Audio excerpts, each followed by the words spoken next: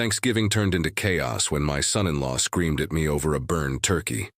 But he didn't expect my calm reply to unravel 5 years of financial secrets. What started as a cooking mistake ended with police at the door and his reputation in ruins. Thanksgiving morning began with calm warmth and quiet confidence. Willard had arrived early, eager to help his daughter Priscilla prepare the big meal. The turkey, a beautiful 18-pound bird, rested in a roasting pan, ready to be seasoned and cooked to golden perfection.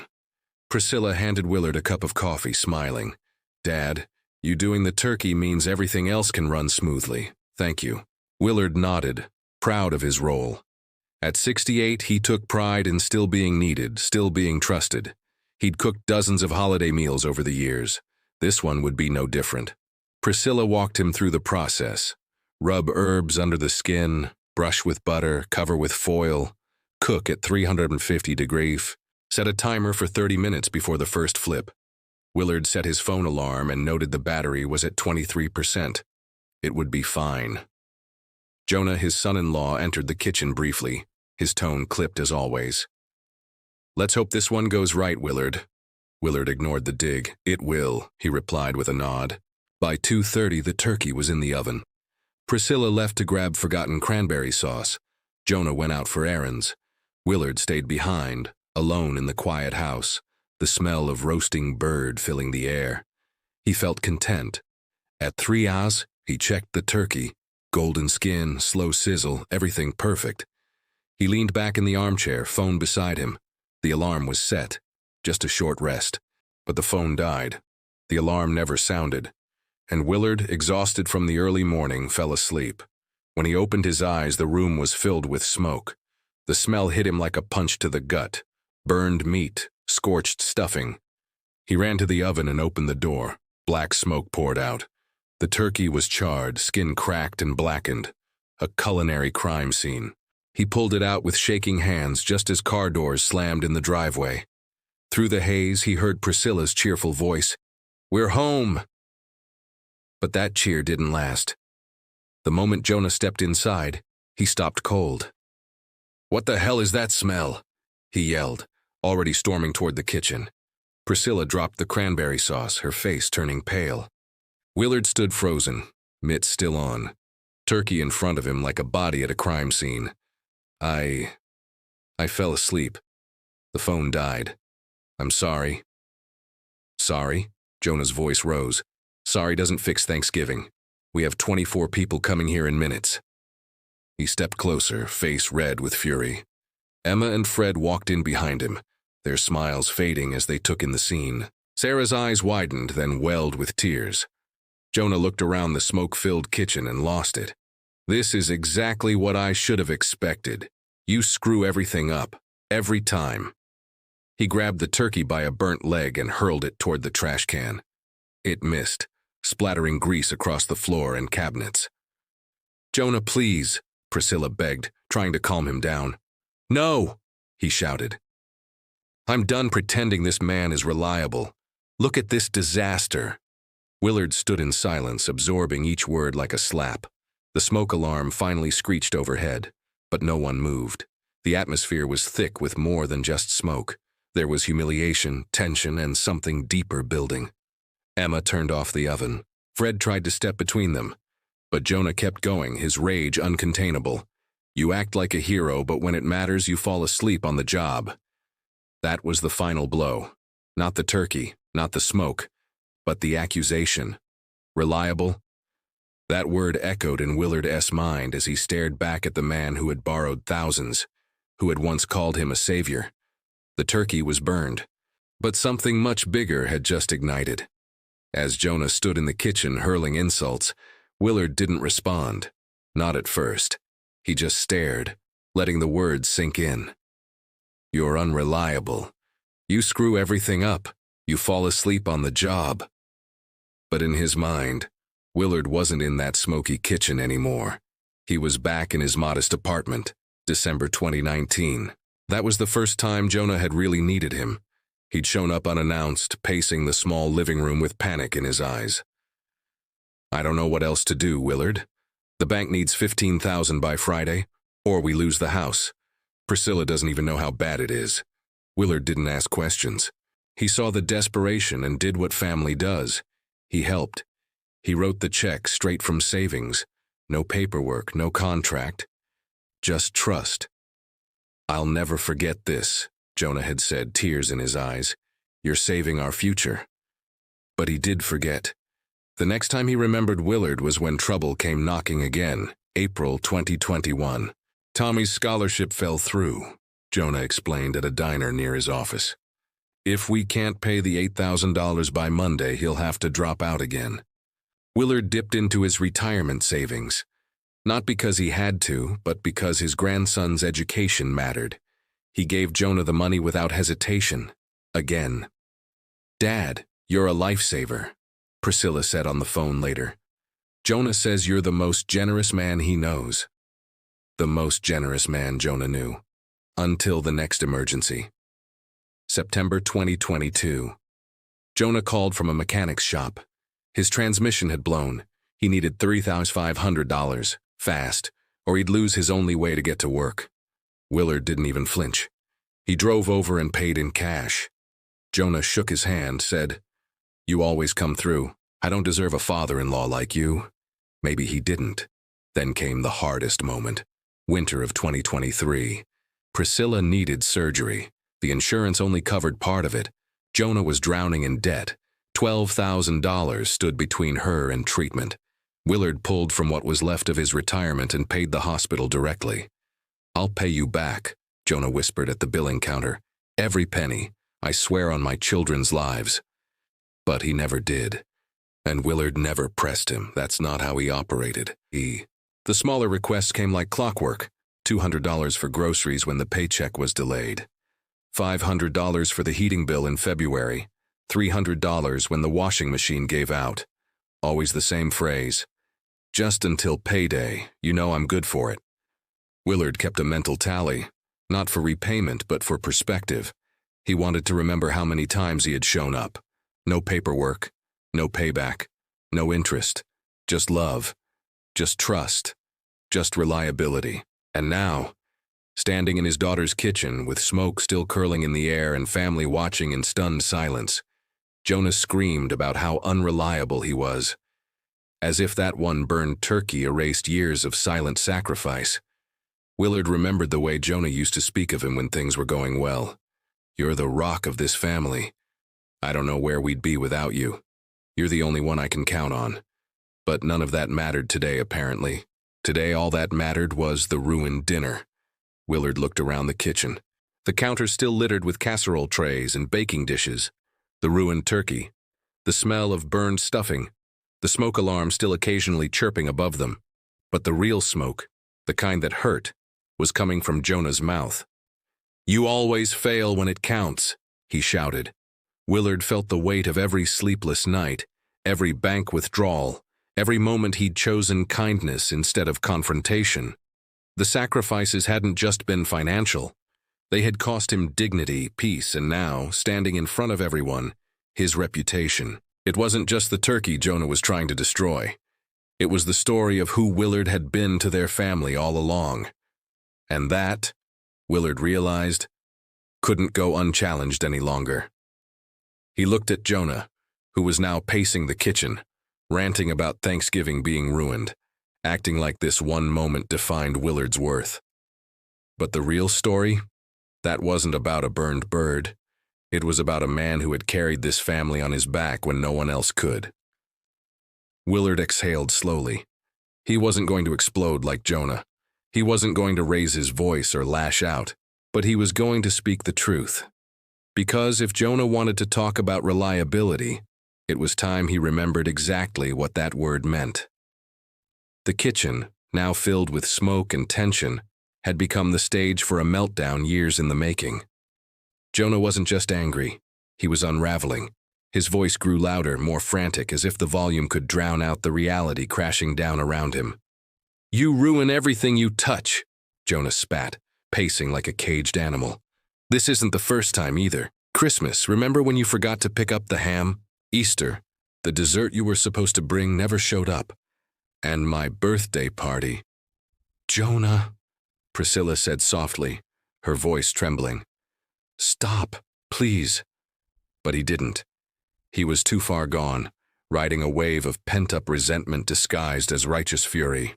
"You know what I'm sick of?" he shouted. "Pretending like this man is helpful, like he's some wise old sage who's holding the family together. He's not. He's a liability." Fred stepped forward, his tone measured but firm. "That's enough." But Jonah wasn't finished. He grabbed the charred turkey from the counter, still hot, still dripping with greasy remnants of what could have been a perfect meal. "This," Jonah growled, holding it up like a symbol of betrayal. "This is what happens when we trust him with anything important." "Jonah, don't," Willard began, taking a step forward. Too late. Jonah hurled the bird across the kitchen. It slammed into the wall with a wet thud, stuffing and skin bursting on impact. Grease splattered across the white cabinets. The room fell into stunned silence as the turkey slid down the wall and hit the floor with a sickening slap. Gasps rippled through the family. Emma pressed her hand to her mouth. Sarah turned away, shaking her head. Even Priscilla, still standing near the oven, stared at the wall as if the mess confirmed something she'd been too afraid to admit. "Jonah, what the hell is wrong with you?" she snapped, stepping toward him. "What's wrong with me?" he snapped back. "What's wrong is that we keep pretending he's reliable. We keep giving him responsibility and acting shocked when he screws it up. This whole dinner is ruined because of him." Willard stood quietly, the turkey grease on the wall behind him like a stain of betrayal. But his eyes didn't waver. He didn't shout. He didn't argue. He simply watched Jonah self-destruct. "You need to calm down," Fred warned, stepping between them. "This is getting out of control." "You think this is out of control?" Jonah sneered.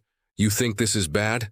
This old man ruined Thanksgiving for 24 people, and we're all just supposed to pat him on the back and say, 'Nice try'? No, not this time." "Jonah, you're embarrassing yourself," Emma said sternly. "There are children in this house. There are guests arriving in minutes, and you're throwing food at the walls like a child." Jonah turned to Emma, fury etched into every line of his face. "Oh, don't act like you're so shocked. We've all been enabling him. Every time he messes up, we cover for him. We act like it's okay. But I'm done pretending." Priscilla took a deep breath and finally stepped forward. "You know what, Jonah? Maybe you should stop yelling and start listening." But Jonah wasn't ready to listen. He was just getting started. His finger pointed toward Willard again. "He acts like a martyr, like he's the only one who sacrifices, but he's the reason things fall apart. He fell asleep. Who does that?" "Someone who's been up since 6, Emma snapped back. "Someone who's been helping your family more than you ever have." That finally shut Jonah up, for a second. Willard stepped forward, brushing past Fred with calm resolve. "Are you finished?" he asked quietly. Jonah blinked, taken aback by the tone, level, steady, controlled. "Because if you're ready to talk about reliability, Jonah," Willard said, "I think it's time we all heard the full story." The room fell silent again. This time not from shock, but from anticipation. Something had shifted. Jonah had screamed himself hoarse, but Willard hadn't raised his voice once, and yet somehow, he had just taken control. Emma crossed her arms, Fred stepped back, and even Sarah leaned in. Priscilla stood frozen. Willard looked around the room, his eyes tired but resolute. And then, with quiet clarity, he began to speak. Willard took a deep breath, his voice cutting through the tension like a cold wind. "You want to talk about reliability, Jonah," he said, eyes locked on his son-in-law. "Let's talk about that. But not from your point of view. Let's talk about it from mine." Jonah opened his mouth to interrupt, but Fred held up a hand. "Let him speak." Willard nodded gratefully, then turned back to Jonah. "You say I ruin everything I touch, that I can't be trusted with anything important. But tell me something. Who did you come crying to in December of 2019 when the bank was about to foreclose on your house?" Jonah's face changed, barely noticeable to the others, but Willard saw it, a flicker of panic behind his eyes. "I remember it like it was yesterday," Willard continued. "You were standing in my living room begging. The room was silent except for the quiet creak of someone shifting their weight. And that wasn't the last time, Willard said, stepping forward. Spring 2021. Tommy's scholarship fell through. You needed $8,000 for his tuition. You cried over your coffee, Jonah. Told me your son's education was at stake. I dipped into my retirement for that one. Not because I had to, but because I believed in you. Jonah looked down at the floor. No longer defiant, just quiet. Willard kept going, his voice steady but growing stronger. Fall of 2022, the car, transmission shot. You couldn't get to work without it, $3,500. I paid it in cash. You said, "You always come through, Willard. I don't deserve you." Maybe you were right about that part. Emma nodded slowly, connecting dots. Sarah whispered something to Fred, who frowned deeply. Then came Priscilla's surgery, Willard said softly, glancing at his daughter. Her eyes were wide, watery. $12,000 in medical bills. The insurance barely covered half. I didn't hesitate. I was there at the hospital, with my checkbook open while you cried upstairs. Priscilla gasped. You never told me. You were recovering, Willard said gently. I didn't want you to worry. She covered her mouth, tears escaping despite her effort to hold them back. But it wasn't just the big things, Willard said, turning back to Jonah. It was the $200 for groceries, the $500 for heating, the $300 for a broken washing machine. You always said the same thing. Just until payday. You know I'm good for it. And I believed you. He paused, letting the weight of it all settle. Over 5 years, you've borrowed more than $38,000 from me. I've never asked for a penny back, not because I didn't need it, but because you were family. Jonah was frozen now, no longer pacing, no longer shouting, just standing in a pile of his own shattered credibility. Emma broke the silence. $38,000. Willard nodded. And not once did I use it against you, until today. Why now? Sarah asked softly. Because he called me unreliable, Willard replied, voice sharp now. Because he stood in this kitchen, in front of my daughter and my grandchildren, and accused me of ruining everything. Because he needed someone to blame for a burned turkey, and thought my dignity was disposable. Priscilla wiped her face, then turned to her husband. Is it true, everything he just said? Jonah hesitated. Yes, Willard said, answering for him. And there's more, I'm sure, things I've forgotten. But that's not the point. The point is this. I was there every time. I showed up, I gave what I had. And I never once threw it in your face. He took another step toward Jonah, now only a few feet apart. That is what reliability looks like. Not perfection, not always getting it right, but being there, showing up when it counts. Jonah opened his mouth again, but the words didn't come. Not this time. Willard shook his head slowly. I burned the turkey, that's true. But it was an accident. You burned through every ounce of trust this family gave you, on purpose. You lied. You took, and you forgot who kept you afloat. He looked around at the others. You all deserve to know the truth. Not because I want revenge, but because I want respect. I want my place in this family to be based on reality, not whatever version Jonah S. been selling behind my back. Emma stepped forward, her voice quivering with age but filled with fire. You have my respect, Willard. You always have. Fred nodded. Same here. I had no idea. But now I do. Sarah wiped away a tear. You've done more for this family than anyone. Willard turned back to Jonah, who looked utterly lost. And now, Willard said, you want to throw me out of the house I helped you buy? The silence stretched. Jonah's jaw trembled. He finally whispered. I didn't mean. Yes, you did. Priscilla cut in. Her voice was raw. You meant every word. And now we all know who you really are. Willard turned away, his message complete. He didn't need Jonah's apology. He didn't need payback. He'd said what needed to be said. And for the first time in years, he felt free. Willard's words hung in the air like smoke. Thick, undeniable, impossible to ignore. The kitchen, once filled with tension and rage, had gone still. Jonah looked hollow, his earlier fire extinguished under the weight of everything that had been laid bare. And yet Willard knew that silence wasn't going to last. It didn't.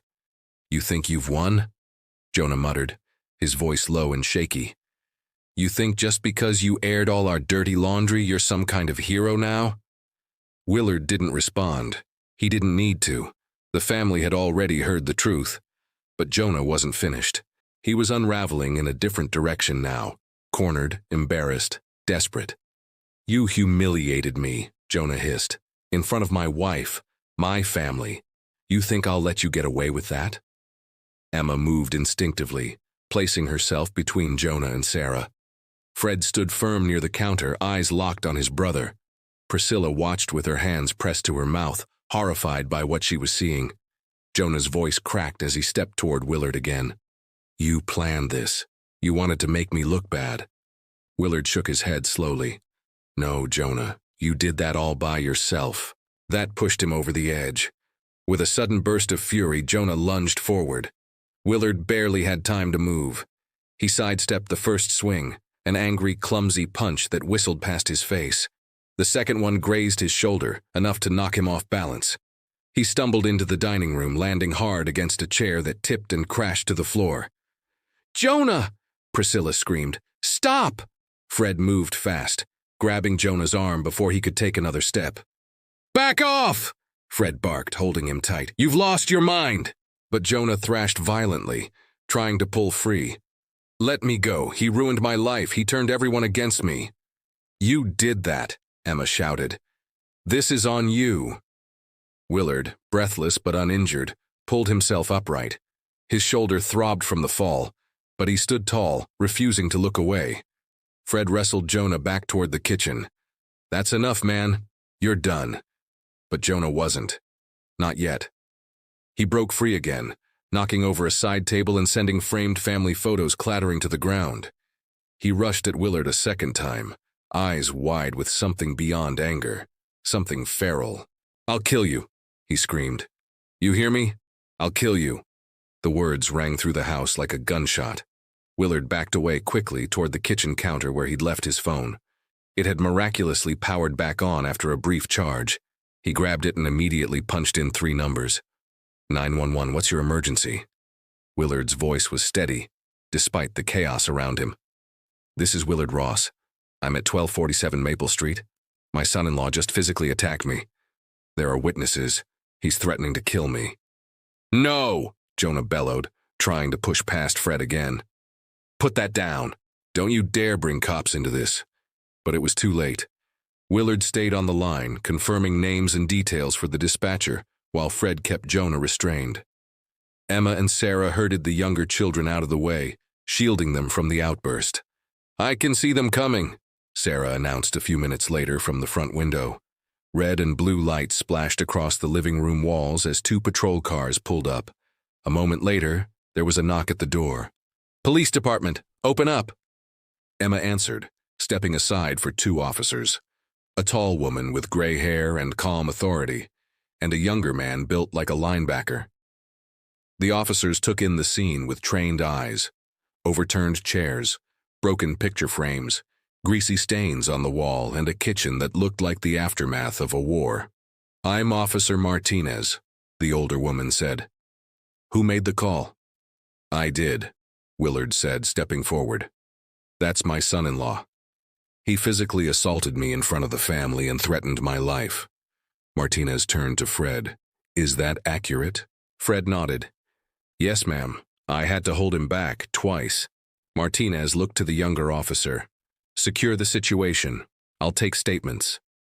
Jonah tried to look composed, straightening his shirt and wiping his face. "This is just a family argument," he muttered. "It got a little out of hand." Martinez raised a brow. "A little out of hand? We've got witnesses saying you assaulted an elderly man and made a death threat." Jonah said nothing. The younger officer moved in, placing himself between Jonah and the others. "Sir, I need you to step outside with me."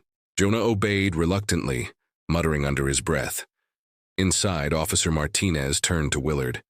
"Are you injured?" "A bruised shoulder. No hospital needed." "And you're willing to make a statement?" "Yes." "So are the others." Martinez nodded. This is a domestic assault incident. Given the multiple witness accounts and the threat of violence, your son-in-law will receive a citation and be required to appear in court. If there's another incident, he'll be arrested." Willard nodded slowly. He hadn't wanted this, but Jonah had left him no choice. Priscilla approached him, eyes filled with sorrow. "Dad, I didn't see it until now. I didn't see what he's become." "You're not to blame," Willard said softly, "but we can't ignore it anymore." Outside, Jonah was being read his citation. The flashing lights cast long shadows across the snow-dusted yard. Inside, the family stood quietly, processing the scene they never expected to witness. Willard felt no joy, no satisfaction, only relief. Not because Jonah had been exposed, but because the mask had finally come off. And maybe, just maybe, the healing could begin.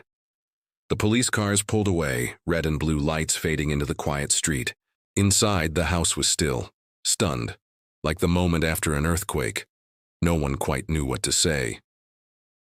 Jonah remained outside, pacing near the curb, citation in hand, the cold November air biting at his skin. Priscilla sat at the kitchen table, her head in her hands. Willard remained standing, his shoulder aching but his heart heavier. Emma broke the silence. "Well, that was a Thanksgiving we won't forget." Fred managed a small nod. "No kidding." Sarah looked around. "Is everyone okay? Emotionally, I mean." "I'm fine," Willard said quietly. "Better than I've felt in years, actually." Priscilla raised her eyes, swollen with tears. "Dad, I had no idea.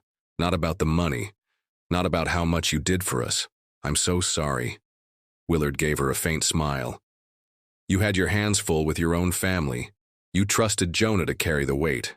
I did too. That's not on you." She walked to him slowly and wrapped her arms around his shoulders. "Thank you for everything, for putting us first, even when we didn't see it." Emma joined them.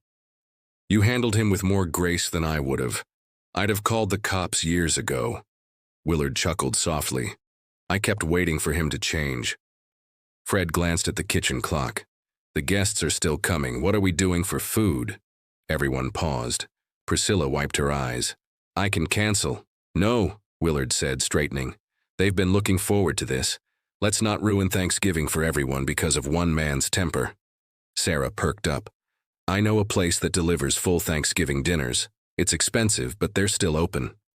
Emma nodded. "Let's do it. We've already paid for worse things today." Everyone laughed, genuinely this time. Fred picked up his phone. "I'll handle the call."